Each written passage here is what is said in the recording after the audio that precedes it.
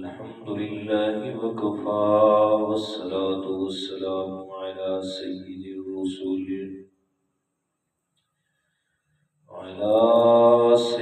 الرسل وخاتم الأنبياء الذين هم خلاصة العرب العرباء وخير الخلائق بعد الأنبياء. أما بعد فإن خير الحديث كتاب الله وخير الهدي هدي محمد صلى الله عليه وسلم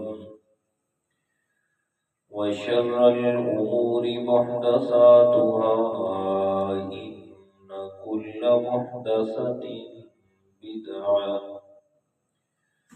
كل بدعة ضلالة وكل ضلالة في النار. أعوذ بالله من الشيطان الرجيم. بسم الله الرحمن الرحيم. الله ولي الذين آمنوا يخرجهم من الظلمات إلى النور والذين كفروا أولياؤهم الطاغوت يخرجونهم من النور إلى الظلمات أولئك أصحاب النار هم فيها خالدون. ألم تر إلى الذي حاج إبراهيم في ربه أن آتاه الله الملك إذ قال إبراهيم ربي الذي يحيي ويميت قال أنا أحيي وأميت قال إبراهيم فإن الله يأتي بالشمس من المشرق فأت بها من المغرب فبهت الذي كفر والله لا يهدي القوم الظالمين. صدق الله العظيم. اللهم صل على محمد وعلى آل محمد كما صليت على إبراهيم وعلى آل إبراهيم إنك حميد مجيد. اللهم بارك على محمد وعلى آل محمد كما باركت على إبراهيم وعلى آل إبراهيم إنك حميد مجيد. سبحانك لا علم لنا إلا ما علمتنا إنك أنت العليم الحكيم.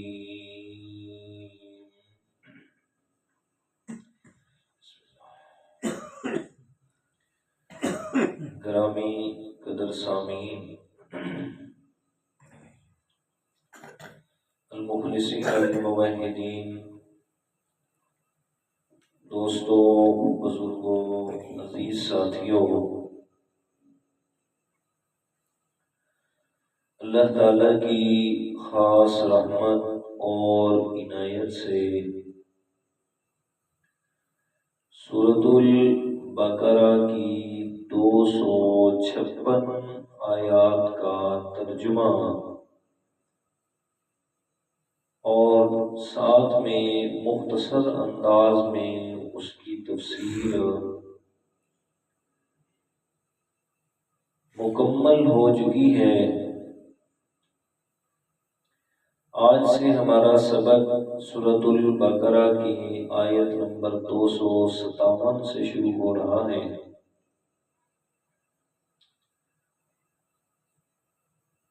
نیکی کرنے کی توفیق اور گناہوں سے بچنے کی طاقت یہ صرف اور صرف میرے اللہ تعالیٰ کی طرف سے ہوتی ہے، جسے کہ پیارے پیغمبر جناب محمد الرسول اللہ صلی اللہ علیہ وسلم نے ان جملوں میں ارشاد فرمایا کہ لا حول ولا قوت الا باللہ، کہ انسان اللہ تعالیٰ کی توفیق کے بغیر نہ نیکی کر سکتا ہے اور نہ اپنی طاقت کے ساتھ برائی سے بچ سکتا ہے۔ نیکی کرتا ہے تو بھی رب کی توفیق سے، اور برائی سے بچتا ہے تو بھی اللہ تعالیٰ کی رحمت سے۔ اور حدیث مبارکہ فرمایا کہ ان جملوں کو یعنی لا حول ولا قوت الا باللہ کو یہ اللہ تعالیٰ کے عرش کے خزانوں میں سے ایک بڑا خزانہ ہے، لا حول ولا قوت الا باللہ۔ بہرحال یہ قرآن مجید کا سمجھانا اور سمجھنا اور درس قرآن میں آنا یہ کسی کے اپنے بس کی بات نہیں ہے، یہ میرے رب کی رحمت کا انتخاب ہے۔ سو وہ جسے چاہتا ہے بلا لیتا ہے، اور بلاتا اسے ہی ہے کہ جس کے دل میں طلب اور جستجو اور آرزو ہوتی ہے۔ جو زبردستی والی بات ہے وہ میں پچھلے درس میں بھی کہہ چکا ہوں کہ وہ رب کے ہاں ہے ہی نہیں، آئے گا تو اپنا فائدہ، نہیں آئے گا تو اپنا نقصان۔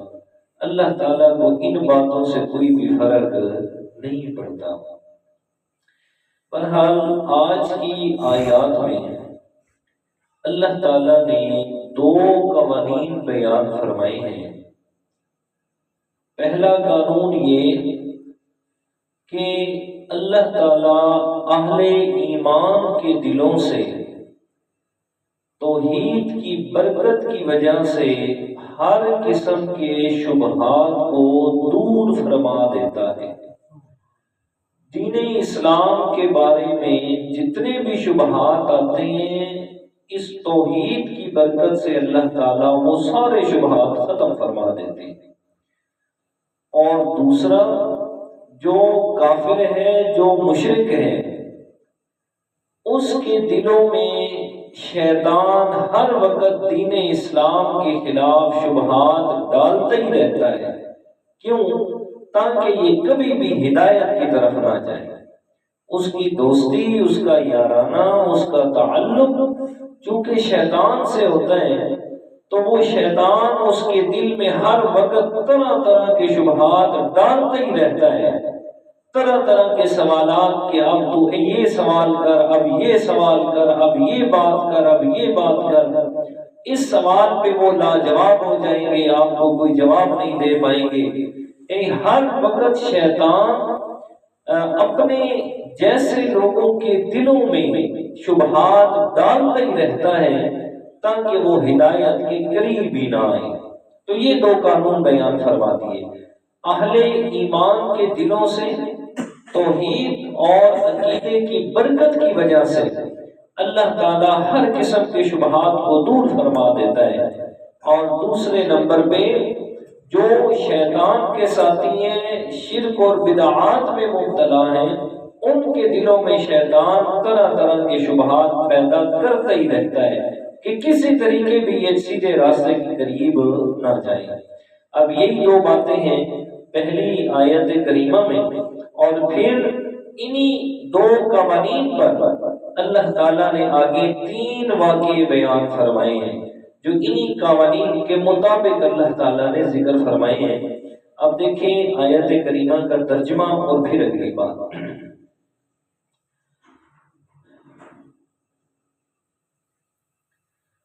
اعوذ باللہ من الشیطان الرجیم، بسم اللہ الرحمن الرحیم۔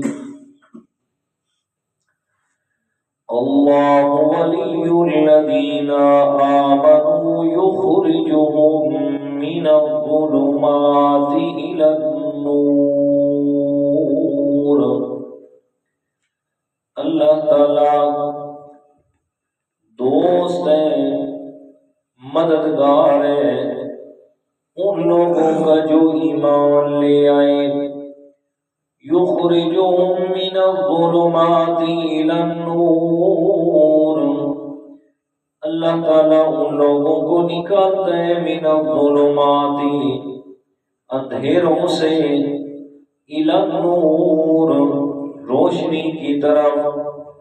یخرجهم من الظلمات، اللہ تعالیٰ اہل ایمان کو کفر و شرک کے اندھیروں سے، بدعات اور گناہوں کے اندھیروں سے نکالتا ہے، اور شیطان کی طرف سے آنے والے راہ ہدایت کے لیے مختلف قسم کے شبہات سے اللہ تعالیٰ اہل ایمان کو نکال لیتا ہے۔ إلی النور، توحید کی روشنی کی طرف، سنت کی روشنی کی طرف، اور عقیدہ توحید کی روشنی کی طرف اللہ تعالیٰ انہیں نکال لیتا ہے۔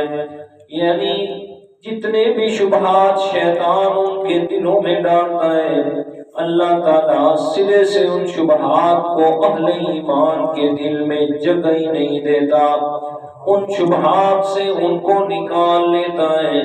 اور دوسری بات، والذین کفروا، اور وہ لوگ جو کافر ہوئے، اولیاءہم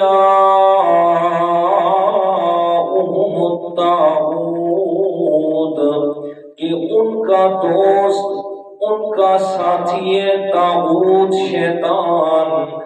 کرتا کیا ہے؟ یخرجونہم من النور إلی الظلمات، ان کو توحید کی روشنی سے نکال کے، دین اسلام کی روشنی سے نکال کے، إلی الظلمات، کفر و شرک کے اندھیروں کی طرف، بدعات اور گناہوں کے اندھیروں کی طرف شیطان انہیں لگا کے رکھتا ہے۔ یخرجونہم من النور إلی الظلمات، مطلب یہ ہے کہ کیسے وہ کفر و شرک کی طرف لے کے جاتا ہے، کس طریقے سے انہیں گناہوں پہ آمادہ کرتا ہے کہ ان کے دلوں میں شیطان ہر وقت وسوسے، دین اسلام کے خلاف شبہات، عقائد کے خلاف ان کے دلوں میں طرح طرح کے سوالات ڈالتا رہتا ہے، تاکہ یہ دین سے دور رہے، ہدایت سے دور رہے، سیدھے راستے کے قریب نہ آئے، اور بالکل عام فام الفاظ میں کہ یہ اپنے رب سے دور ہو جائیں۔ فرمائے یہ جو لوگ ہیں انجام ان کا کیا ہوگا؟ اولئک اصحاب النار، فرمائے یہی لوگ ہیں جہنم میں جانے والے، ہم فیہا خالدون، فرمائے جہنم میں جائیں گے، 1 2 دن یا 4 دن یا مہینے کے لیے نہیں، بلکہ خالدون، اس میں ہمیشہ انہوں نے رہنا ہے، ہمیشہ کی زندگی اور ہمیشہ کے لیے یہ عذاب میں مبتلا ہوں گے۔ فرمایا اب یہ دو چیزیں بیان فرما دی۔ پہلی چیز، اہل ایمان کے دلوں سے اللہ تعالیٰ ایمان کی برکت کی وجہ سے ہر قسم کے شبہات کو دور فرما دیتا ہے۔ اور دوسرے نمبر پہ اہل کفار، شرک کے اندر مبتلا لوگوں اور گناہوں کے اندر سبقت لے جانے والے لوگوں، ان کے دلوں میں شیطان طرح طرح کے شبہات پیدا کرتا رہتا ہے، طرح طرح کے سوالات ڈالتا رہتا ہے، تاکہ وہ سیدھے راستے کی طرف بالکل آ ہی نہ سکے۔ جی، اور یہ آپ لوگ اس بات کا تجربہ کر لیں، جو دین اسلام سے دور ہوں گے نا، یا دین اسلام کے احکامات سے دور ہوں گے، آپ کبھی ان سے بات کر کے تو دیکھیں، بات کریں گے وہ ایسے ایسے سوالات ڈالیں گے کہ آپ کا دماغ ہی ہل کے رہ جائے گا۔ ایک جگہ پہ میں گیا بیان کے لیے، تو میرا موضوع تو تھا کوئی اور، درمیان میں ایک پرچی آ گئی۔ پرچی یہ آئی تھی کہ آج کل معاشرے میں یہ جو کیا کہتے ہیں اسے، لواطت، کہ مرد کا مرد سے اور لڑکوں کے ساتھ بدفعلی کرنا، قرآن و سنت کی روشنی میں اس پر ذرا وضاحت فرما دیں۔ تو بہرحال میں نے بیان کے اندر چونکہ آئی تو میں نے اس پر قرآن و سنت کی روشنی کے حوالے سے سیر حاصل گفتگو کی، تقریباً آدھا گھنٹہ اس پہ جو ہے نا، چونکہ معاشرے میں یہ ایک بدفعلی چل پڑی ہے، آدھا گھنٹہ لگایا، اس کے عذاب سنائے، سارا کچھ کیا۔ بیان کے بعد ایک آدمی میرے پاس آ گیا، اب سوال سننا یقین جانے آپ ہل کے رہ جائیں گے۔ اس نے کہا جی ادھر دنیا میں تو آپ منع کر رہے ہیں جی لڑکوں کے ساتھ یہ وہ فلاں ڈھکا، وہ جو جنت میں اللہ نے 13 سال کے بچے اہل جنت کی خدمت کے لیے پیدا کیے ہیں، وہ کس لیے کیے؟ یقین جانے کہ میرا تھوڑا دماغ ہی ہل گیا کہ یار کتنی بڑی بات اس نے کر دی ہے۔ وہ غلمان، قرآن مجید میں ذکر ہے غلمان کا، کہ وہ غلمان ہوں گے 13-14 سال کے بچے، وہ اہل جنت کی جو ہے وہ خدمت کے لیے اللہ تعالیٰ نے پیدا کی ہے۔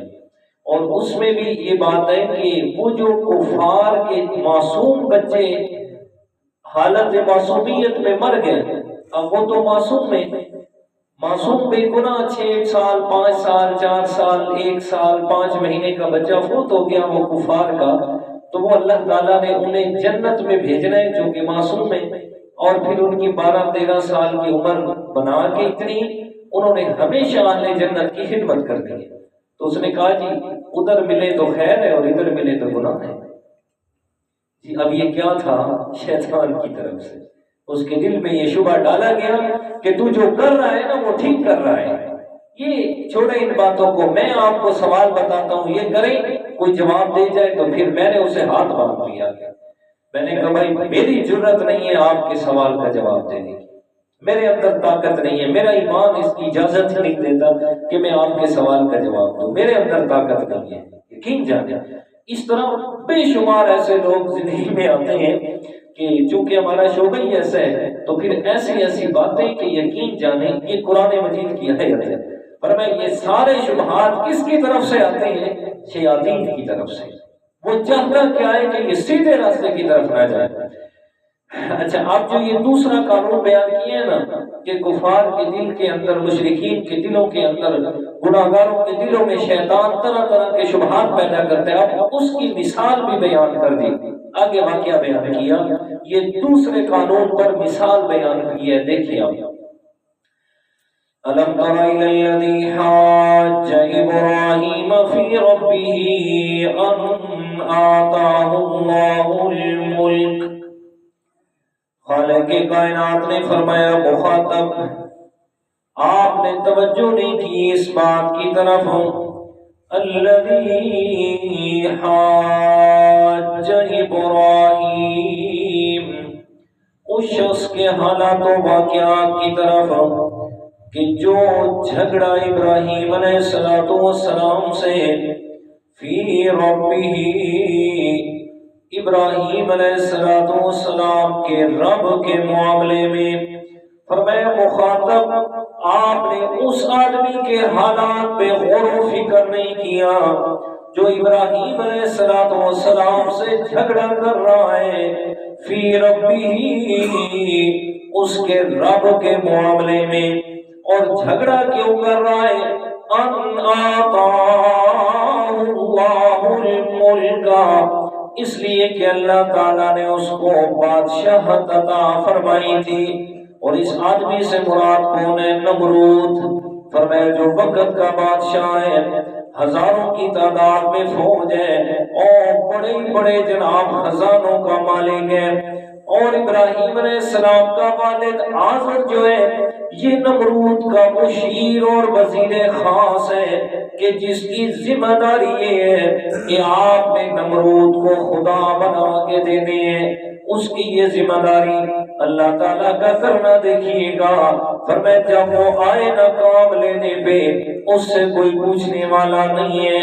فرمایا اسی آزر کے گھر میں اللہ تعالیٰ نے ابراہیم علیہ السلام کو پیدا فرما دیا۔ فرمایا اب یہ ابراہیم پیغمبر نمرود کے سامنے ہے کیا، اور جا کر بات چیت شروع کی، اور بات کیا، مناظرے کی، بحث کی، وہ موضوع کیا رکھا گیا؟ فرمایا فی ربہ، وہ رب کے معاملے میں جھگڑ پڑا۔ اور جھگڑا کیوں ہے؟ ان آتاہ اللہ الملک، اس لیے کہ اللہ تعالیٰ نے اس کو بادشاہت سے نوازا تھا، اللہ تعالیٰ نے اسے دنیا کی بادشاہت عطا کی تھی۔ فرمایا چند روزہ بادشاہت، اللہ یہ تجربہ کر لیں، فرمایا کوئی بھی غریب آدمی ہوگا، فرمایا دین اسلام سے محبت کرنے والا ہوگا، جتنا زیادہ مال و دولت کے اندر انسان بڑھتا جائے گا، کوئی سینکڑوں میں ایک ہوگا جو اپنے ایمان کی حفاظت کر پائے گا، وگرنہ کتنے ایسے دیکھیں کہ مال و دولت کی فراوانی ہوئی ہے، انہیں دین اسلام کے اندر ہی غلطیاں نظر آنے لگ گئی ہیں، دین اسلام میں غلطیاں نکالنا شروع کر دیا۔ فرمایا اس لیے کہ مال و دولت کا نشہ اتنا عجیب ہے، مال و دولت کا مل جانا یہ اتنا بڑا امتحان اس لیے کہا گیا ہے کہ مال و دولت کی وجہ سے اکثر انسان اپنا ایمان کنٹرول میں نہیں رکھ سکتا۔ فرمایا یہ نمرود ان آتاہ اللہ الملک، فرمایا اس کو اللہ تعالیٰ نے بادشاہت عطا فرمائی ہے، بادشاہت ملی، اور پھر اس بادشاہت کو سنبھال نہ سکا، کہتا کیا ہے جی میں ہی تمہارا رب ہوں، میں ہی تمہارا خدا ہوں، میری عبادت کرو، میں ہی تمہارا خالق اور مالک ہوں، ساری کائنات کا مالک میں ہی ہوں، لہذا میری عبادت کی جائے۔ حالانکہ حقیقت کیا ہے؟ فرمایا یہ چند روزہ بادشاہت ہے، یہ دینے والا بھی میں اللہ تھا، عطا کرنے والا بھی میں اللہ تھا۔ اور سورہ ملک میں فرمایا تبارک الذی بیدہ الملک، اور دنیا کائنات والوں برکت والی ذات اس اللہ تعالیٰ کی ہے کہ جس کے قبضے قدرت میں ساری کائنات کی بادشاہت ہے۔ اور سورہ آل عمران میں کیا فرمایا؟ قل اللہم مالک الملک تؤتی الملک من تشاء وتنزع الملک ممن تشاء وتعز من تشاء وتذل من تشاء بیدک الخیر انک علی کل شیء قدیر۔ فرما دیجئے میرے پیارے مدنی کریم صلی اللہ علیہ وسلم، اللہم مالک الملک، اے میرے اللہ تو ساری کائنات کی بادشاہت کا مالک ہے، جسے چاہتا ہے بادشاہت عطا کر لیتا ہے، جس سے چاہتا ہے بادشاہ چھین لیتا ہے، اور یہ بادشاہت دینا اور چھیننا بیدک الخیر، فرمایا یہ صرف تیرے قبضے قدرت میں ہے، فرمایا تو ہی عطا کرنے والا ہے، تو ہی ختم کرنے والا ہے۔ یہ بادشاہت بھی میں اللہ نے نمرود کو عطا فرمائی، چاہیے تو یہ تھا میرا شکر گزار بندہ بنتا، چاہیے تو یہ تھا میرا عبادت گزار بنتا، لیکن اس میں تکبر کر بیٹھا، فخر کر بیٹھا، اور اس بادشاہ کو ہمیشہ کی بادشاہ سمجھ بیٹھا، اور جھگڑا کرنے لگ گیا ابراہیم علیہ السلام سے۔ اس کے رب کے معاملے میں آیا نا میرا پیارا ابراہیم، کہنے لگے اے نمرود اپنے رب کو مان لے، میں اس کی طرف سے تمہارے پاس آیا ہوں پیغمبر ہوں۔ نمرود کہتا ہے بتا اپنے رب کا تعارف کروا۔ حضرت ابراہیم علیہ السلام نے تعارف فرمایا، فرمایا ربی الذی یحیی و یمیت، میرا رب وہ ہے جو زندگی اور موت کا مالک ہے، پر میں زندگی بھی دیتا ہے اور موت دینے پر بھی قادر ہے، وہ میرا رب ہے۔ نمرود کہتا ہے یہ کون سی بڑی بات ہے، یہ تو میں بھی کر سکتا ہوں، انا احیی و امیت، میں بھی زندگی دیتا ہوں، میں بھی موت دے سکتا ہوں۔ اب دیکھیے شیطان اس کو شبہات ڈال رہا ہے، کیا ضرورت ہے ابراہیم کی بات کو ماننے کی؟ شیطان کی طرف سے فوراً اس کے دماغ میں آیا کہنا یہ تو میں بھی کام کر سکتا ہوں۔ اب کیا کہتا ہے، دو آدمی منگوا لیے، ایک بے گناہ ہے اور دوسرا گناہگار ہے، جس پر باقاعدہ طور پر قتل کا جرم ثابت ہو چکا ہے کہ اس نے پھانسی لگ جانا ہے۔ اس نے اس مجرم کو چھوڑ دیا اور بے گناہ کو پھانسی لگا دیا۔ کہتا ہے ابراہیم دیکھ زندگی اور موت میرے ہاتھ میں بھی ہے۔ دیکھیں شیطان کیسے سکھا رہا ہے، یہ اللہ تعالیٰ کا قانون ہے کہ جو شیطان کی طرف جاتے ہیں پھر شیطان ان کے دلوں کے اندر شبہات ڈالتا رہتا ہے۔ حضرت ابراہیم علیہ السلام قربان جاؤ، ایک بات عقیدہ اور ایمان رکھیے گا کہ وقت کا جو پیغمبر ہوتا ہے وہ اپنے وقت میں سب سے زیادہ عقل مند ہوتا ہے، اس سے بڑا عقل مند اور دانا اور کوئی نہیں ہوتا۔ ابراہیم علیہ السلام نے یہ سوچا اگر میں اب اس کو کوئی اور ایسی دلیل دوں کہ میرا رب وہ ہے جو کھانا دیتا ہے پینا دیتا ہے، فرمایا یہ لوگوں کو گمراہ کرے گا کہ میں بھی رزق دے سکتا ہوں، میں بھی لوگوں کو پینے کھانے کا دے سکتا ہوں، کوئی ایسی بات کروں، ایسی اپنے رب کی دلیل پیش کروں جس پر یہ لاجواب ہو جائے۔ اب ابراہیم علیہ السلام کی دلیل سنیے گا، فرمایا فَإِنَّ اللَّهَ یَأْتِی بِالشَّمْسِ مِنَ الْمَشْرِقِ، نمرود میرا رب وہ ہے جو ہر روز سورج کو مشرق سے طلوع کرتا ہے، فَأْتِ بِهَا مِنَ الْمَغْرِبِ، اگر تو بھی سچا خدا ہے نا تو ایک دن اسے مغرب سے طلوع کر کے دکھا دے۔ دلیل وہ تھی کہ لاجواب ہو گیا، یہ پیغمبر کی دانائی ہے، یہ پیارے پیغمبر کی اللہ تعالیٰ کی طرف سے حکمت اور سمجھ عطا کی گئی ہے۔ شاید پیچھے میں نے ایک جمعے پہ بھی واقعہ سنایا تھا آپ کو کہ اللہ کا پیغمبر سب سے عقل مند ہوتا ہے۔ غزوہ بدر کا موقع ہے، صحابہ اکرام نے کافر کو پکڑ لیا، اللہ کے پیارے پیغمبر کے پاس لے آئے، اس پہ غصہ کر رہے ہیں، بتاؤ نا آپ کی کتنی تعداد ہے، کفار کے لشکر کی کتنی تعداد ہے، ماننے کے لیے بتانے کے لیے تیار نہیں ہے۔ قربان جاؤ میرے پیارے پیغمبر کی فہم و فراست پہ، فرمایا میرے پاس بلا کے لے آؤ۔ جب آئے نا بڑے پیار اور محبت سے میرے پیارے پیغمبر نے ساتھ بٹھایا، اللہ اکبر، ہے کافر جی، ہے کافر، قربان جاؤ وہ میرا رب ہے جو اپنے نہ ماننے والوں کو اپنی دنیا میں برداشت کیے ہوئے ہیں جی، اور ہم انسان ہیں کہ نظریے کے مخالف کو بھی برداشت کرنے کے لیے تیار نہیں ہے. یہ میرے رب کی رحمت ہے. اور پھر اس نے اپنے پیغمبر کو رؤوف الرحیم بنایا ہے، اپنی طرف سے رحمت عطا فرمائی ہے. اس کافر کو میرے پیارے پیغمبر نے بڑے پیار اور محبت سے بلا کے اپنے پاس بٹھایا، حال حال پوچھے، باتوں باتوں میں پوچھا، سوال کیا، بتائیے گا آپ کے کھانے کا انتظام کیا ہے؟ کہتے یا رسول اللہ اونٹ ذبح کیے جاتے ہیں.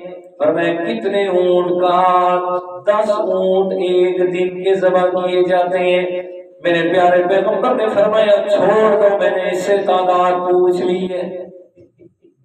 صحابہ اکرام کو فرمایا مشرکین مکہ کے لشکر کی تعداد 1000 ہے، اس لیے کہ ایک اونٹ ذبح کیا ہوا 100 آدمی کھا سکتے ہیں. 10 اونٹ ذبح ہوتے ہیں تو 1000 تعداد ہے. یہ میرے پیارے پیغمبر کو اللہ نے فراست عطا فرمائی تھی. ہر پیغمبر کو اللہ تعالیٰ نے بڑی سمجھ عطا فرمائی. میرے پیغمبر کی زندگی کے بے شمار واقعے ہیں تفصیل آپ علیہ الصلوۃ والسلام کی سیرت کی، اس لیے کہتا ہوں سیرت پڑھا کریں. جی پیغمبر کی سیرت پڑھیں گے اللہ جانتا ہے انسان حیران ہو جاتا ہے. لیکن مسئلہ یہ ہے کہ نوجوانوں کے پاس اس کا ٹائم ہی نہیں ہے کہ ان کو اور کاموں پہ لگا دیے. پچھلے دن بھی میں کلاس میں وہاں ایک بات کر رہا تھا. میں نے کہا بیٹا پہلے دور کے اندر نا جو عورتیں برائی کا اڈا بناتی تھی نا تو ان کے پیچھے اس کی کوئی نہ کوئی دکھ بھری کہانی ہوتی تھی. حقیقت کے اندر چیز آئے کہ مجبوری میں بھی گناہ جائز نہیں ہوتا. یہ نہیں کہ کوئی مجبوری اور گناہ کا اڈا کھول لے جائز نہیں ہے، لیکن اس کے پیچھے کوئی دکھ بھری مصیبت زدہ عورت ہوتی تھی تب جا کے یہ کام کرتی تھی. کہ یا تو اس کا خامد ظالم ہے، وہ کہتا ہے اس کام کرنے پہ مجبور کرتا ہے، یا کوئی اور ذریعہ نہیں ہے آمدن کا، کچھ بھی ہے. کوئی سمجھ آتی تھی بات یار مجبور ہو کے. اس میں کیا ہوتا تھا کوئی نہ کوئی ایسا خدا ترس آدمی آ جاتا اور اس کی ساری مجبوری ختم، برائی کا اڈا ختم. یا تو اسے نکاح کر لیتا یا پھر اس کو لے کے الگ کر کے اس کے خرچے کی ذمہ داری اٹھا لیتا تو برائی کا اڈا ہی ختم ہو جاتا. لیکن آج کا دور کیا ہے؟ آج تو لوگ عورتیں ہیں یا مرد ہیں، لڑکیاں ہیں یا لڑکے ہیں، وہ جناب موبائل پہ خود سے بے لباس اور بے حیا ہو کے آ رہے ہیں. کوئی مجبوری بھی نہیں ہے، کوئی مجبوری بھی نہیں ہے، اور پھر خود سے بے حیا ہو کے آ رہے ہیں.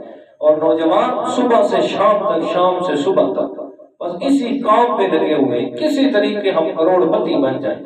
راتوں رات صبح اٹھے تو ہمارے گھروں کے اندر جناب پیسوں کے ڈھیر لگے ہوئے ہوں چاہے حرام کے کیوں نہ ہو. ہاں ابراہیم علیہ السلام جیسے فرمایا میرا رب وہ ہے جو مشرق سے سورج کو طلوع کرتا ہے، آپ ذرا مغرب سے طلوع کر کے دکھا دیں. فَبُهِتَ الَّذِي كَفَرَ فرمایا کافر حیران سرگردان رہ گیا. اپنے سریکی میں کہتے ہیں ہکا بکا رہ گیا. جی کوئی بات نہ بن سکی. فرمایا اتنا بڑا پیغمبر جو اتنے فصیح و بلیغ انداز میں اپنے رب کا تعارف کروا رہا ہے، چاہیے تو تھا نمرود سمجھ جاتا، چاہیے تو تھا سیدھے راستے میں آ جاتا. رب کے قرآن سے سوال کرتے ہیں مولا ذرا بتا تو صحیح اس کا کیا بنا ہے. فرمایا واللہ لا یہدی القوم الظالمین. فرمایا ہدایت تو اسے ملتی ہے فرمایا جو اپنے دل و دماغ کے اندر ظلم کو ختم کر کے انابت کی طرف آتا ہے، توجہ کرتا ہے، ہدایت کو حاصل کرنے کی جستجو کرتا ہے. فرمایا نمرود تھا ہی ظالم، تھا ہی جناب اللہ تعالیٰ کا اتنا بڑا نافرمان کہ خود کو خدا کہنے والا. تو ایسے لوگوں کو کبھی بھی ہدایت نصیب نہیں ہوتی. اس لیے کہ جو اس حد تک جاتے ہیں نا تو رب کی طرف سے ان کے دلوں پر پھر مہر لگ جاتی ہے. پھر مہر لگتی ہے، جس کے دل پہ مہر لگتی ہے پھر وہ ایسے بکواس کرتا ہوا نظر آتا ہے، وہ پھر قرآن و حدیث کے بارے میں طرح طرح کے بکواس کرتا ہوا نظر آتا ہے.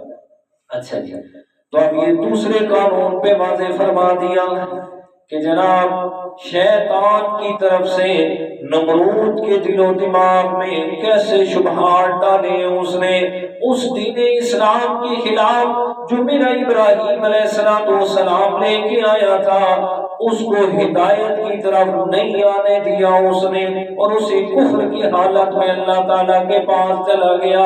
اب دوسرا واقعہ بیان فرمایا یہ تو بات ہے نا کہ شیطان کی طرف سے آئی ہوئی شبہات پہ اسے ہدایت نہ مل سکی۔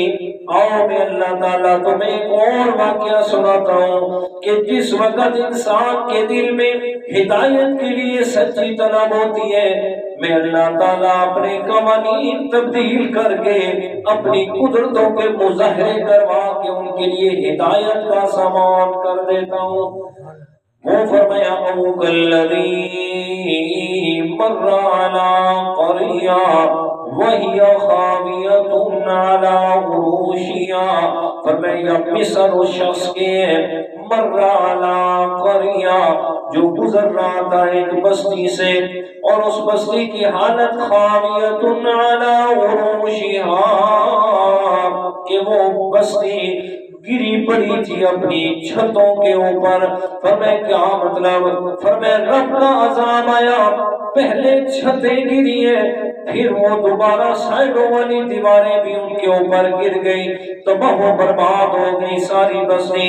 یروشلم بیت المقدس کے ساتھ والی بستی۔ فرمایا یہاں سے گزرنے والا کون تھا؟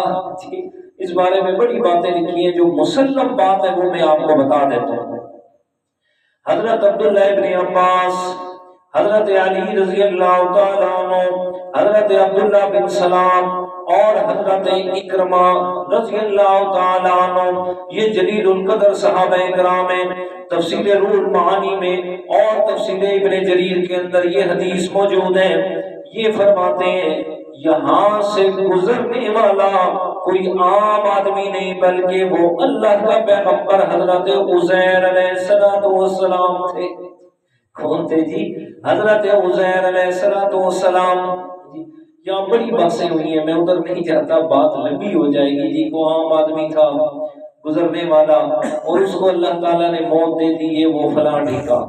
اس بات کا جواب میں قرآن کی ایسی آیت کے اگلے حصے میں دوں گا کہ جس آدمی سے اللہ تعالیٰ ڈائریکٹ بات کر رہے ہیں نا، وہ عام آدمی ہو نہیں سکتا۔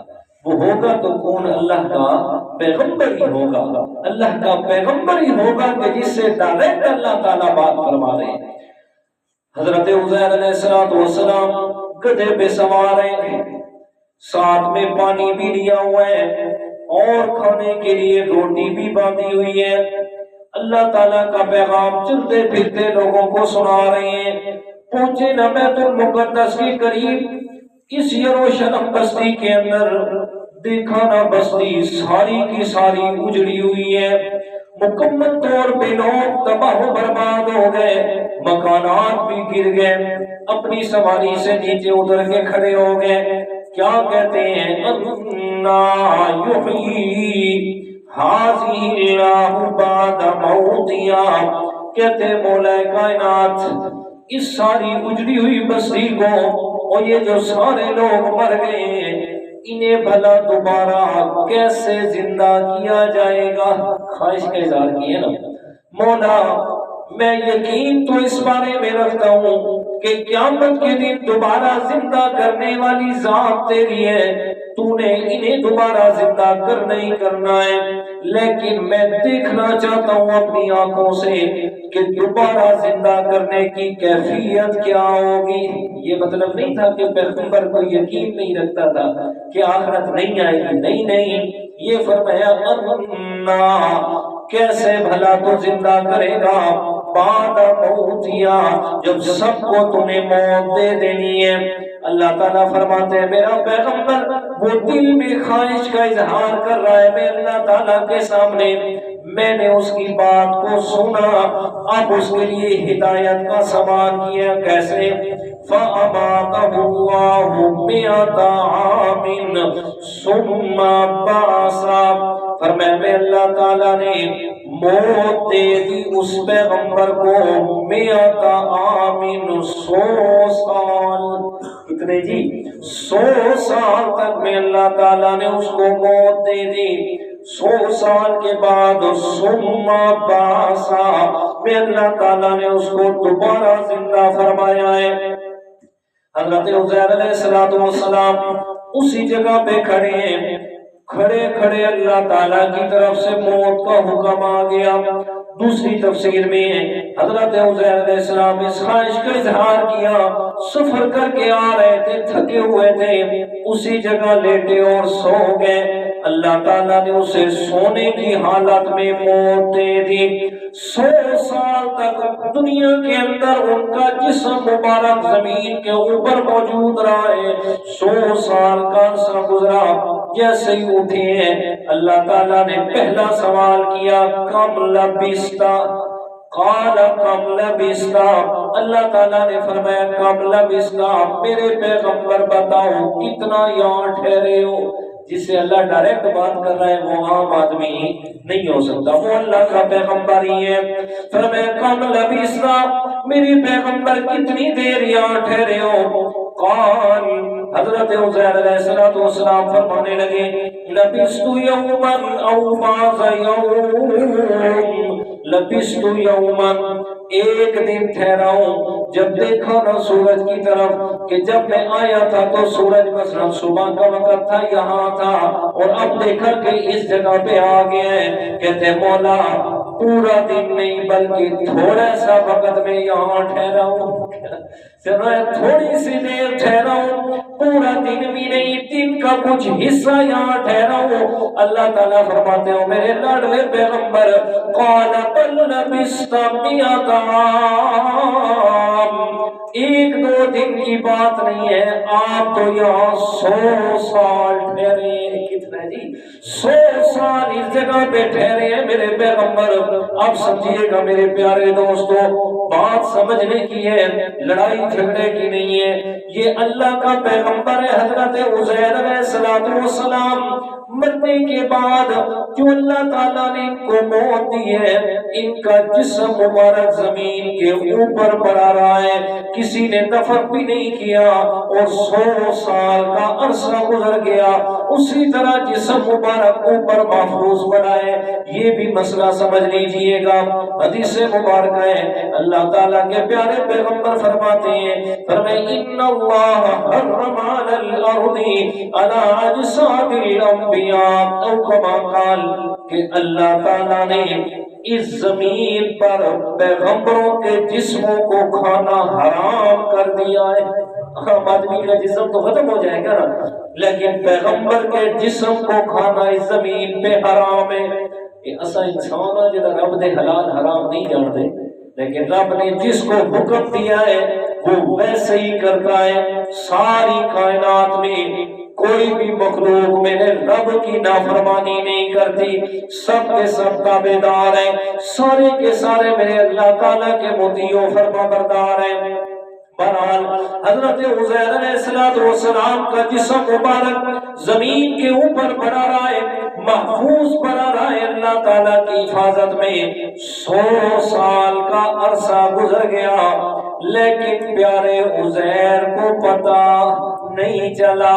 اور میرے دوستوں, یہ زمین کے اوپر جسم مبارک موجود ہے, اللہ کے پیارے پیغمبر عزیر علیہ السلام کا 100 سالوں میں کتنی تبدیلیاں آئی ہوں گی. موسم خزاں بھی آئے, بہار بھی آئی, بارش بھی آئے, اندھیریاں بھی آئی, طوفان بھی آئے. پتہ نہیں کتنے لوگ وہاں سے گزرے ہوں گے, کتنوں کا آنا جانا ہوگا, کتنے پرندے آس پاس میں چہچہا رہے ہوں گے, پتہ نہیں کیا سے کیا تبدیلیاں ہو رہی ہوں گی. لیکن اللہ کے پیغمبر کو پتہ نہیں چلا ہے کہ کون سے حالات تبدیل ہو رہے ہیں. تو بات تو واضح ہو گئی کہ جب کوئی بھی ہو, چاہے اللہ کا پیغمبر ہی کیوں نہ ہو, جب وہ فوت ہو گئے, مرنے کے بعد اس کو دنیا کے حالات کا پتہ, بات تو ختم ہے, واضح ہے. یہ کہاں کا پتہ چل گیا جی؟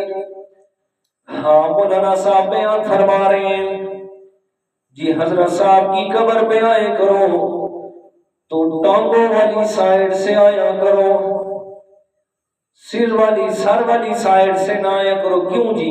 اگر سر والی سائڈ آتے ہو تو حضرت صاحب کو سر کی مروڑ کے دیکھنا ہوتا ہے، تکلیف ہوتی ہے جی حضرت صاحب کو، لہذا پیروں والی سائڈ آؤ تاکہ سامنے حضرت صاحب کو دیکھ لیں۔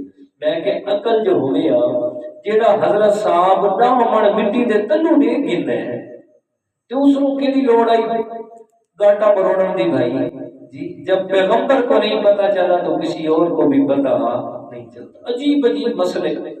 ایک مولانا صاحب بڑی مشہور بات ہوئی تھی کچھ عرصہ پہلے کہ اس نے ممبر پہ یہ بات بیان کی تھی، اس نے کہا خیال کرو جب قبرستان میں جائے کرو نا تو شلواریں پہن کے جایا کرو، چادر باندھ کے نہ جایا کرو۔ اس نے کہا کیوں حضرت جی؟ اس آگے جی مردے تلونے دے جی، مردے تلونے دے اس واسطے شلوارہ پا کے گئے کرو۔ تو اس وقت بھی کہا، آج بھی میں کہہ رہا ہوں، جو مردہ پٹی سے دیکھ لیتے ہیں اس کے سامنے کپڑے کا پردہ کیا ہے؟ پتہ نہیں کیسی کیسی عجیب منطقیں نکال لی ہیں ان مولویوں نے۔ اللہ ان کو ہدایت دے جی، اللہ تعالیٰ ان کو قرآن کی سمجھ عطا فرمائے جی، قرآن مجید سے محبت نصیب فرمائے۔ قرآن مجید کو صرف کلہ تے پڑھنا نہیں، اللہ قرآن مجید نو سمجھن دی بھی تے وقت سمجھ کے قرآن نو بیان کرن دی بھی توفیق عطا فرمائے جی۔ بہت مزہ آسی نا جی۔ آج کیا ہے، ہم نے تو لوگوں کو یہ درس دی ہے کہ قرآن صرف ختمہ کی کتاب ہے جی، قرآن صرف برکت کے لیے آئی ہے۔ ایک بات میرے دوستو یاد رکھو، قرآن مجید پہلے ہدایت کی کتاب ہے، بعد میں برکت والی کتاب ہے۔ میں اپنی طرف سے نہیں کہہ رہا، پہلی آیت پڑھو قرآن مجید کی، ذالک الکتاب لا ریب فیہ، آگے ھدی للمتقین، یہ سورۃ بقرہ کی پہلی آیت ہے۔ وہاں یہ نہیں کہا کہ مبارک للمتقین، نا ھدی للمتقین، پہلی آیت میں فرمایا یہ قرآن ہدایت والی پہلے کتاب ہے۔ تبارک الذی نزل الفرقان، ہوتا 18ویں سپارے چل ہے جی، برکت والی بعد میں، پہلے ہدایت ہے اور بعد میں برکت ہے۔ برکت ہے ہمارا اس سے انکار نہیں ہے، لیکن پہلے کیا ہے؟ ہدایت ہے۔ ہاں، اور پھر ہم نے تو قرآن کو سمجھ لی کہ قرآن ہے مردہ مسئلے،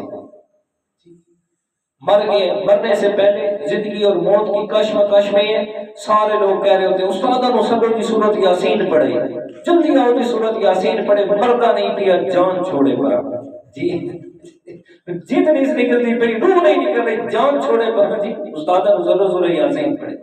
اب مر گئے، مرنے کے بعد پھر دوسرے تیسرے دن جناب پھر کل شروع ہو گئے جی، ختم پڑھاؤ جی مولوی صاحب کو سب جی۔ اب کچھ کوئی زیادہ ہی معتبر ہوں اور زیادہ ہی اپنے نیکی کو جتانے والے ہوں تو وہ پھر کیا کہتے ہیں، چلو جی طالبہ نو گھنوجو تے قبر دتے باہر کی قرآن پڑھاؤ، قبر دتے باہر کے پڑھاؤ، اور جی 40 دہاڑ قبر دے باہر کے کیا کرنا ہے جی، قرآن پڑھاؤنا ہے، یا 7 جمعرات تک کم از کم پکا قبر دے باہر کے کیا کرنا ہے، قرآن پڑھنا ہے۔ تو میرے دوستو یاد رکھو، جو اصالے ثواب ہے نا، ہم نے پڑھ کے ثواب ہی بھیج رہے ہیں نا، تو پھر وہ کہیں جانے کی ضرورت نہیں ہے۔ جب آپ جس جگہ بھی بیٹھے ہیں پڑھ کے رب سے دعا کر کے، یا اللہ میں پڑھے اس کا ثواب میرے فلاں کو پہنچا دے، اس کو پہنچ جائے گا، ادھر جانے کی ضرورت نہیں ہے۔ اور سب سے بڑی بات کیا ہے، اگر وہ بندہ جو فوت ہو گیا ہے نا، اگر اس کو زندگی میں یہ ساری باتیں پڑھا دیتے تھے، مرن تو بات تھانوں اتنا کھپانا کرنا کی لوڑ کوئی نہیں، لیکن یہ بات بھی ضروری ہے کہ مرنے کے بعد بھی، پچھلے دن میں ایک عورت کی بات سنی ہے، یقین جانے میرے دل کو لگی ہے جا کے اس کی بات، وہ آپس میں باتیں کر رہی تھی، گھر میں آئی ہوئی تھی، ریلیٹیو تھے ہمارے، ان میں سے ایک عورت بولی ہے، کہتے ہیں ہمارا فلاں آدمی فوت ہو گیا ہے، تو دوسری عورت پتہ اسے کیا کہتی ہے، دوسری عورت کہتی ہے کہ جس کا کوئی بھی فوت ہو جائے، پچھلے جو ہیں وہ ابھی زندہ موجود ہیں، کہتے ہیں ان کی پھر زندگی کا تو فائدہ ہی نہیں ہے کہ وہ پیچھے قرآن پڑھ پڑھ کے اس کے اللہ سے گناہ نہ معاف کروا سکے جی، ان کے تو زندہ رہنے کا فائدہ ہی نہیں ہے، کہ وہ پیچھے اپنے والد یا اپنے بھائی یا چچا یا ماموں یا خامد کو اللہ تعالیٰ سے پیچھے سے قرآن پڑھ کے اس کی بخشش نہ کروا لے، یہ تو پھر ان کا فائدہ ہی نہیں ہے زندگی کا۔ میں نے کہا مزہ تو آیا نا یار اس جذبے کا جی۔ اور پھر وہ کہہ رہی تھی کہ مر گئے نا جو بھی، اس کے پیچھے اتنا قرآن پڑھو اتنا پڑھو کہ اس کی بخشش کے ساتھ ساتھ تمہاری بھی ہو جائے۔ مزہ آیا یار، اللہ تعالیٰ ہر ایک کو ایسے گھر والے عطا کرے۔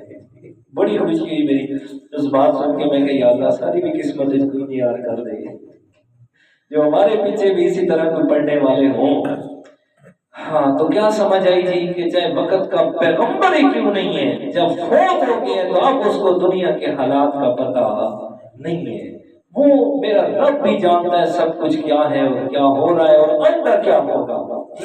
جب فوت ہو گیا چاہے پیغمبر ابھی تو زمین کے اوپر پڑا ہے، نیچے دفن بھی نہیں ہوا، جب مرنے کے بعد پیغمبر زمین کے اوپر جسم پڑے نہیں پتا، تو جب قبر میں دفن ہو گیا تو پھر کیسے پتا چلا جی۔ اس لیے عقیدہ بناؤ کہ بھائی پیغمبر کی شان، عظمت، مقام، احترام، عزت ساری چیزیں اپنی جگہ پہ برقرار ہیں، لیکن پیغمبر جتنی بڑی شان والا ہو جائے میرے رب کا شریک نہیں ہو سکتا۔ اس لیے کہ ہر قسم کی کیا کہتے ہیں اسے، ہر قسم کی دعا کو، ہر قسم کی پکار کو دور اور نزدیک سے پردوں میں سننے والی ذات کس کی ہے؟ اور یہاں تو ایک پردہ نہیں بلکہ من و مٹی کے پردے آ جاتے ہیں، من و مٹی کے پردے آ گئے جی۔ پھر بھلا وہاں زندہ آدمی بھی جا کے بٹھا دو تو اس کو آواز نہیں سنائی دے گی، مرنے والے کو کیا سنائی دے گی۔ ہمارے استاد جی یہاں کہا کرتے تھے کہ کوئی آدمی فوت ہو گیا، چاہے کوئی بڑے سے بڑا ولی کیوں نہیں ہے، بڑے سے بڑا ولی کیوں نہیں ہے، فوت ہو گیا نا، تو اب اس کے کان میں جا کے کہو حضرت جی پانی گرم کر کے ہم نے رکھ دی ہے، ذرا تشریف لے آئیں اور آپ کے غسل کر لیں۔ کہتے یہ بات نہیں سنتا، چلو غسل آپ نے کروا دیے، پھر کفن بچھا دیں بستر پہ، پھر اس کے کان میں کہیں محترم شفقت فرماؤ، ہم زندگی میں تو کوئی کسی کو کہے جی آؤ میں تینوں غسل لینا جی، آؤ میں تینوں کپڑے پڑھنا، وہ تمہیں کرے گا ٹھیک طرح کہہ کے تو دیکھ کسی کو جی نہیں، اسے کہیں جی مہربانی کرو جی کپڑے تیار ہیں جی پا گی نہ نہیں، خود پہنا نہیں جی، پھر کہو کفن پہنا دیا، چلو ہم آپ کے احترام کر کے سارا کچھ کر دیے، اب چلو جی جنازہ تیار ہے، جنازے کا تشریف گنا اٹھوانا، جنازہ پڑھو، خود لے کے جانا جی۔ جنازہ پڑھ گیا، محترم آؤ جی قبر کی طرف چلیے تو دفن کرا، نہیں سنے گا، نہیں چل کے جا سکتا، خود اٹھا کے لے جائیں گے قبر میں اتارنے تک، خود سارے ہم کام کر رہے ہیں، خود کر رہے ہیں، اس کے اوپر مٹی بھی ڈال رہے ہیں، قبر بھی بنا رہے ہیں، اس وقت تک وہ بیچارہ کچھ نہیں کر سکتا۔ جب مٹی ڈل گئی، قبر بن گئی، اب اس کے بعد کیا کہتے ہیں جی، ہم جاتے ہیں جی اس سے مانگتے ہیں، ہماری مرادیں بھی پوری کر رہا ہے، ہماری مشکل میں مدد بھی کر رہا ہے۔ سمجھ آئی میری بات کہ نہیں سمجھ آئی؟ جو سارے کام میرے رب کے کرنے والے تھے ہم نے اس کی مخلوق میں تقسیم کر دی، اور پھر بھی کہتے ہیں جی اصل کلمہ گو مسلمان ہو۔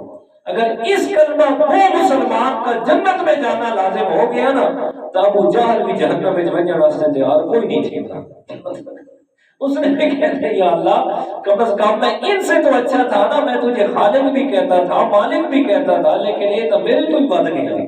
اللہ اچھا جی آج اللہ تعالیٰ فرماتے ہیں بل بسمیت آمین، میرے عزیر پیغمبر آپ ایک دو دن کی بات نہیں ہے، آپ 100 سال دنیا پہ موجود رہے حالت موت میں۔ اچھا چلیں یہ تو بات واضح ہو گئی، اب میں اللہ تعالیٰ آپ کو اپنی قدرت کا نمونہ دکھاتا ہوں۔ فرمایا فانظر الی طعامک وشرابک لم یتسنہ، اور میرے پیارے پیغمبر عزیر علیہ السلام ذرا دیکھ اپنے کھانے اور پینے کی طرف، لم یتسنہ میں اللہ تعالیٰ نے اس کو ذرہ برابر بھی سڑنے نہیں دیا۔ فرمایا پانی تازہ تھا تو تازہ موجود ہے، اور اگر روٹی تازہ پکی ہوئی تھی تو اسی طرح موجود ہے۔ فرمایا یہ میری قدرت ہے، پیغمبر کو 100 سال تک موت دے کے دنیا پہ رکھا ہے، اس کے کھانے پینے کو میں اللہ تعالیٰ نے خراب نہیں ہونے دیا، اس کی حفاظت کی ہے۔ اور کیا سمجھ آیا میرے پیارے دوست؟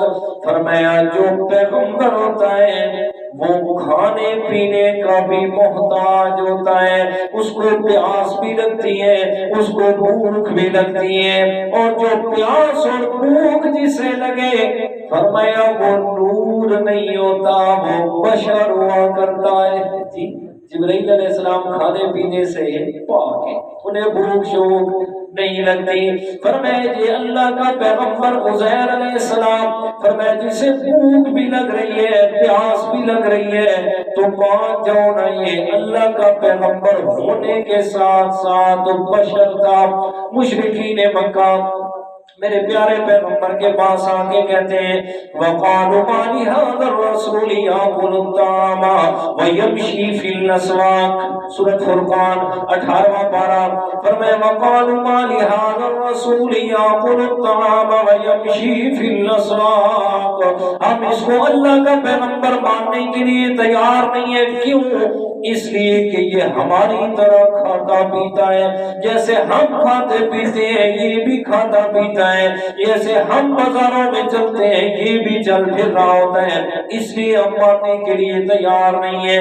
اللہ تعالیٰ فرماتا ہے میرے پیغمبر وَمَا أَرْسَلْنَا مِن قَبْلِكَ مِن رَّسُولٍ إِلَّا أَنَّهُمْ يَأْكُلُونَ الطَّعَامَ وَيَمْشُونَ فِي الْأَسْوَاقِ، میرے پیارے آپ سے پہلے جتنے بھی پیغمبر دنیا میں آئے ہیں وہ سارے کے سارے کھاتے بھی تھے اور پیتے بھی تھے۔ کیا مطلب؟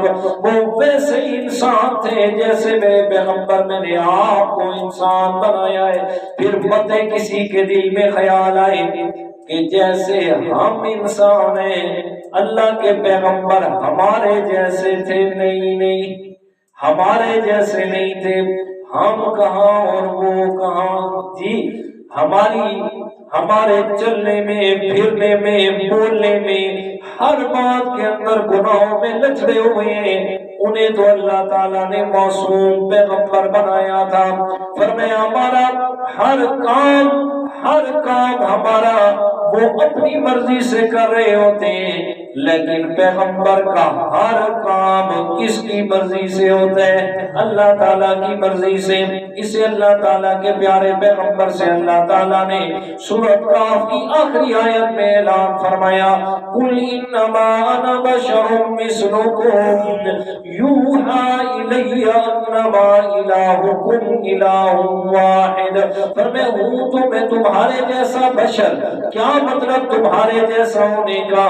فرمایا جیسے تمہارے والدین ہیں میری بھی والدین ہیں، تمہارے بہن بھائی ہیں میری بھی بہن بھائی ہیں، تمہاری بیوی ہیں میری بھی بیوی ہیں، تم صاحب اولاد ہو میں پیغمبر بھی صاحب اولاد ہوں، اس بات میں تمہارے جیسا ہوں۔ اور جب شان کی بات آئے گی یوحا الیہ، فرمایا اللہ تعالیٰ نے مجھے آخری پیغمبر منتخب کر لیا ہے جو تمہیں نہیں کیا۔ جی اب سمجھ آئی نا، شان اور مقام میں اتنا فرق کہ اس کی مثال ہی نہیں ہے۔ آسمان و زمین کا بھی یہ کم فرق ہے، پیغمبر اور ایک عام آدمی میں اس سے بھی بڑا فرق ہے۔ اچھا فَانظُرْ إِلَىٰ طَعَامِكَ وَشَرَابِكَ لَمْ يَتَسَنَّهْ، تو کیا سمجھ آئی میرے پیارے پیغمبر؟ جس کھانے اور پینے نے پیغمبر کے پیٹ میں جانا ہو اللہ تعالیٰ اس کی بھی حفاظت فرماتا ہے کہ یہ میرے پیغمبر کا کھانا ہے، یہ میرے پیارے پیغمبر کا پینا ہے، اللہ تعالیٰ اس کو بھی خراب نہیں ہونے دیتے۔ لم یتسنہ، فرمایا اس میں بدبو پیدا نہیں ہونے دی۔ آگے فرمایا منظر الی حمارک، میرے پیغمبر ذرا دیکھ اپنے گدھے کی طرف، دیکھ اپنی سواری کی طرف، وہ کہاں ہے؟ حضرت عزیر علیہ السلام دیکھتے ہیں کچھ بھی نظر نہیں آ رہا، کوئی بھی چیز سامنے نہیں ہے۔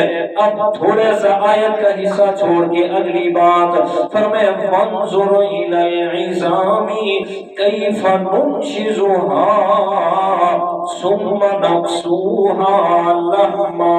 فرمایا دیکھ میں اللہ تعالیٰ جس کا نام و نشان بھی نہیں ہے، 100 سال کے عرصے میں جس کی ہڈیاں پتہ نہیں ریزہ ریزاؤں کے کہاں پہنچ گئی ہیں، اب میں اللہ تعالیٰ ایک ایک چیز کو تیری آنکھوں کے دیکھتے ہوئے کیسے تیار کر رہا ہوں۔ وانظر الی العظام کیف ننشزها، دیکھ اس کی ہڈیوں کی طرف کہ کیسے میں اللہ تعالیٰ اس کو جوڑ رہا ہوں۔ فرمایا ہڈیاں اکٹھی ہونا شروع ہو گئی، فرمایا ادھر سے کوئی آ رہی ہے، کوئی ادھر سے آ رہی ہے، دیکھتے ہی دیکھتے اب ان کی سواری کا ڈھانچہ تیار ہو گیا۔ ثم نکسوها لحما، پھر میں اللہ تعالیٰ نے اس خنجر کے اوپر گوشت چڑھا دیا، گوشت چڑھا کے اس کے اندر روح پھونک دی اور پھر حکم دیا اس سواری کو اب ذرا آواز لگا کے دکھا تاکہ میرا پیغمبر پہچان جائے کہ یہ میری اپنی سواری ہے۔ ثم نکسوها لحما، میں اللہ تعالیٰ نے اس کو مکمل اس کی نظروں کے سامنے بنا دیا اور فرمایا اللہ اب سمجھ آ گئی۔ اب اگلی بات سمجھیے گا قرآن مجید کی جو سب سے اہم بات ہے اس واقعے کی۔ حضرت عزیر علیہ السلام نے اللہ تعالیٰ سے سوال فرمایا، یا اللہ یہ تو سمجھ آ گئی کہ آپ نے اس گدھے کو موت دی ہے، میں پیغمبر کو سمجھانے کے لیے کہ میں کیسے مردوں کو دوبارہ زندہ کرنا ہے میں نے، لیکن یہ تو میرے اوپر موت نہ دے کے بھی سمجھائی جا سکتی تھی، بھلا مجھے کوئی 100 سال تک موت دی ہے، مجھے کو 100 سال تک آپ نے جناب موت دے کے دنیا پہ رکھا ہے۔ اب وہ جواب آیا، اللہ تعالیٰ فرماتے ہیں میرے پیغمبر وَلِنَجْعَلَكَ آیَةً لِلنَّاسِ، میرے پیغمبر گدھے کو موت دے کے تیری آنکھوں کے سامنے دوبارہ زندہ کیا تجھے سمجھانے کے لیے، اور تیرے اوپر میں اللہ تعالیٰ نے 100 سال موت دی ہے آنے والے لوگوں کو سمجھانے کے لیے کہ دنیا والوں دیکھو نا جو مر جائے مرنے کے بعد فرمایا چاہے پیغمبر ہی کیوں نہیں ہے اسے دنیا کے حالات کا کلام اور سلام کا کچھ بھی پتا نہیں ہوتا۔ وَلِنَجْعَلَكَ آیَةً لِلنَّاسِ، کہ آپ کو بھی اللہ تعالیٰ نے قیامت تک آنے والے لوگوں کے لیے اپنی قدرت کی نشانی بنانا تھا، سمجھانا تھا دنیا والوں مرنے والا مرنے کے بعد میں آنے والے لوگوں کا نہ کوئی کلام سنتا ہے نہ سلام سنتا ہے، سلام کرنے والے مردے کو نہیں سنا رہے ہوتے، وہ رب سے دعا کر رہے ہوتے ہیں، السلام علیکم یا اہل القبور، السلام علیکم یا اہل القبور۔ اللہ اکبر، سب ذہن سے بالکل اتر گئی ہے۔ ہاں، السلام علیکم یا اہل القبور یغفر اللہ لنا وَلَكُمْ وَأَنْتُمْ سَلَفُنَا وَنَحْنُ بِالْأَسْرَى، کہتے کیا ہے اے قبر والوں تمہارے اوپر رب کی سلامتی ہو، اللہ تعالیٰ ہمارے بھی گناہوں کو معاف فرمائے، تمہارے بھی گناہوں کو معاف فرمائے، اور یہ سارے مردوں میں ہمارے آبا و اجداد پڑے ہوئے ہیں، وَنَحْنُ بِالْأَسْرَى، اور ہم نے بھی تمہارے پیچھے ہی چل کے آنا ہے، کہیں اور نہیں جانا۔ تو جو سلام کیا جاتا ہے اس سے مراد سنانا نہیں بلکہ دعا کرنا ہوتا ہے۔ کیا کرنا ہوتا ہے؟ دعا، اور جو دعا ہوتی ہے وہ کسی کو سنانے کی ضرورت نہیں ہے۔ اب آپ کیا استاد یہ سارے واسطے دعا کرائیں، اب کیا ہے جی میں کو آپ کو سنا کے تو نہیں کر رہا ہوتا نا، اپنی حالت جب بیٹھتا ہوں رب سے دعا کرتا ہوں، مولا جس نے مجھے دعا کا کہا ہے مولا ان سب کی جائز خواہشات کو پورا فرما دے۔ جی اب سنانا مقصود نہیں بلکہ دعا میں اپنے رب سے مانگنا مقصود ہوتا ہے۔ اچھا فلما تبين له قال اعلم ان الله على كل شيء قدير، بس جب واضح ہو گیا ان کے لیے تو فرمانے لگے اعلم، فرمائے اب میں پیغمبر کو عین الیقین ہو گیا ہے، عالم عین الیقین ہو گیا۔ اچھا ایک چیز ہوتی ہے دلائل سے سمجھ آ جانا اور دوسری چیز ہوتی ہے اپنے مشاہدے سے سمجھنا، آنکھوں دیکھی بات سمجھنا۔ دلائل والی بات پیچھے رہ جاتی ہے، جو آنکھوں دیکھی ہوتی ہے اس پر انسان کا یقین زیادہ ہوتا ہے۔ یہ فرمایا عالم یا اللہ اب میں نے اپنی آنکھوں دیکھی بات کر کے اس پر یقین آ گیا کہ ان اللہ علی کل شیء قدیر، بے شک میرے اللہ تو ہر چیز پہ قدرت رکھنے والا ہے، تو ہر چیز کو مارنے کے بعد دوبارہ زندہ کرنے پہ بھی قادر ہے۔ اگلا واقعہ بیان فرمایا وہ بھی اسی قانون کے ساتھ ہے، فرمایا وَإِذْ قَالَ إِبْرَاهِيمُ رَبِّ أَرِنِي كَيْفَ تُحْيِي الْمَوْتَىٰ، ایک اور پیغمبر حضرت ابراہیم علیہ السلام کیا فرماتے ہیں ربی ارنی، مولا مجھے آنکھوں سے دکھا دے، کیف تحیی الموتیٰ کہ بھلا تم مردوں کو کیسے دوبارہ زندہ کرے گا۔ پیغمبر کا اللہ کا جو خاص تعلق ہوتا ہے وہ بڑے لاڈ اور پیار کا تعلق ہوتا ہے۔ ہمارے عام آدمی تو ہم نہیں کہہ سکتے نا جی، لیکن پیغمبر کی شان ہے، خلیل اللہ پیغمبر ہے، مولا ہمیں آنکھوں سے دکھا دے کیسے مردوں کو زندہ کرے گا۔ اللہ تعالیٰ فرماتے ہیں اولم تؤمن، کیا ابراہیم تو نہیں مانتا؟ ابراہیم علیہ السلام فرماتے ہیں بلا، یا اللہ کیوں نہیں مانتا تو، ولکن لیطمئن قلبی، آنکھوں سے دیکھ لوں گا تو دل مطمئن ہو جائے گا، تیری قدرت کے نظارے ہو جائیں گے۔ اللہ تعالیٰ فرماتے ہیں چل میرے پیغمبر آپ کو بھی دکھا دیتے ہیں، کیا فرمایا فَخُذْ أَرْبَعَةً مِّنَ الطَّيْرِ، چار پرندے پکڑ لے، چار پرندے پکڑ لے، فَصُرْهُنَّ إِلَيْكَ، ان کو سکھانا شروع کر دے، پکڑنا پھر ان کو سکھانا ہے کہ جب آپ سیٹی بجائیں تو آپ کی سیٹی پہ بھاگتے آئیں، نام رکھ لیں چاروں پرندے کو، الگ الگ نام رکھیں، اس پرندے کا یہ نام، اس کا یہ نام، اس کا یہ نام، پھر میں ان کو سکھلائی کروا دیں۔ جب وہ سیکھ جائیں سارے کے سارے چاروں پرندے، آپ نے چار نام بھی ان کے رکھ دیے ہیں، اب کیا کرنا ہے؟ پھر میں ان چاروں پرندوں کو ذبح کر دیں، ذبح کرنے کے بعد ان ساروں کی گوشت کو ملا جلا دے، ان کا قیمہ بنا دے، بالکل قیمہ بنا کے چاروں کا گوشت اور ہڈیاں ملا کے، پھر میں ان چاروں میں چار حصے اس گوشت کے کر کے، یہ سامنے چار پہاڑ ہیں، ان چاروں پہاڑوں کے اوپر ان کی چوٹیوں پہ بکھیر دے۔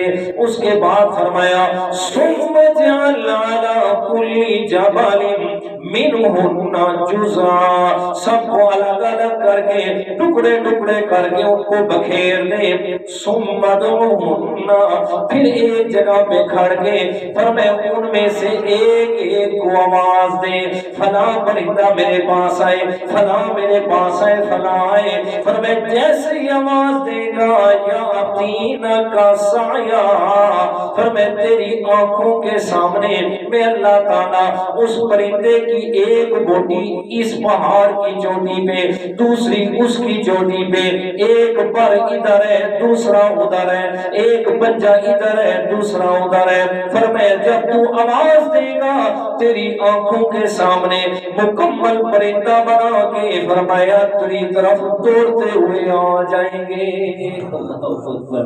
یا تینا کا سایہ، آئیں گے دوڑتے ہوئے تیری طرف، وَعَلَمْ أَنَّ اللَّهَ عَزِيزٌ حَكِيمٌ، فرمائے جان رکھو کہ بے شک میں اللہ تعالیٰ زبردست ہوں، عزیز ہوں، میری طاقتوں کا کوئی بھی کنارہ نہیں ہے، ساری طاقتیں میرے لیے، لیکن اپنی طاقت ہر جگہ پہ نہیں استعمال کرتا.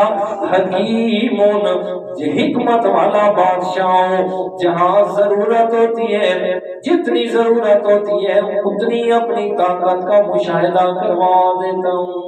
اللہ اکبر جی. تو یہ دو قوانین اور ان قوانین کی وضاحت کے لیے آگے اللہ تعالیٰ نے یہ تین واقعے بیان فرما دیے تاکہ یہ واضح ہو جائے بات. پیچھے قوانین میں عرض کر دیتا ہوں دو کیا تھے. فرمائے کہ اہل ایمان کے دلوں سے اللہ تعالیٰ عقید توحید کی برکت سے ہر قسم کے شبہات کو دور فرما دیتے ہیں. ان کی ہدایت تکمیل کی طرف اور مکمل اور مضبوط ہوتی ہے. اور جو فرمائے شرک اور کفر کے اندر مبتلا ہیں بدعات کے اندر اور گناہوں میں مبتلا ہیں ان کے دلوں میں شیطان ہر وقت دین اسلام کے خلاف شبہات ڈالتا رہتا ہے. نتیجہ یہ ہوتا ہے کہ وہ ہدایت کے کبھی قریب ہی نہیں ہوتے. اللہ تعالیٰ عمل کی توفیق عطا فرمائے. الحمدللہ رب العالمین والصلاۃ والسلام علی اشرف الانبیاء والمرسلین. اللهم انا نجعلك في نحورهم ونعوذ بك من شرورهم. اللهم انا نجعلك في نحورهم ونعوذ بك من شرورهم. اللهم اكفنا بحلالك عن حرامك. اللهم اغننا بفضلك ومن سواك. ربنا لا تزغ قلوبنا بعد إذ هديتنا وهب لنا من لدنك رحمة إنك أنت الوهاب.